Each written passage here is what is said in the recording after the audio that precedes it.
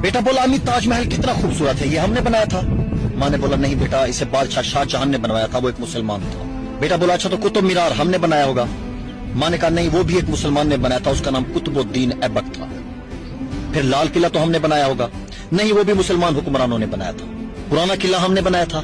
नहीं बेटा, पुराना किला भी मुसलमानों ने बनाया था। लेकिन चार मीनार तो हमने बनाए होंगे ना। नहीं बेटा, वो भी मुसलमानों ने ही बनाए थे। अम्मी मैंने सुना है कि ग्रैंड ट्रंक रोड जो तकरीबन 3000 किलोमीटर लंबी है, वो हमने ही बनाई थी।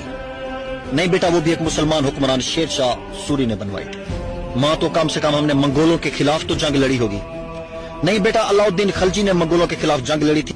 अच्छा तो फिर मुगल सल्तनत हमारी थी। नहीं बेटा, मुगल सल्तनत भी मुसलमानों की थी। जय हिंद तो हमने सबसे पहले कहा था ना। नहीं बेटा, ये भी सबसे पहले एक मुसलमान ने कहा था। बेटा बोला सारे जहां से अच्छा हिंदुस्तान हमारा हमने लिखा था। माँ बोली नहीं, ये मुसलमान शायर अल्लामा मोहम्मद इकबाल ने लिखा था। तो पहला सैटेलाइट तो हमने भेजा था।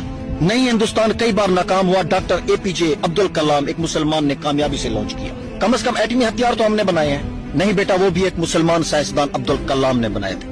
अगर वो ना होते तो चीन और पाकिस्तान हमें कभी संजीदा ना लेते। बेटा बोला हमने आजादी की जद्दोजहद तो सबसे पहले शुरू की थी। माँ ने बोला नहीं बेटा, सबसे पहली बगावत टीपू सुल्तान ने की थी। बेटे ने हैरान होते हुए पूछा कि तो फिर मुसलमानों के खिलाफ इतनी नफरत क्यों, उनसे सवालात क्यों, मुहिब्बे वतन होना आखिर है क्या?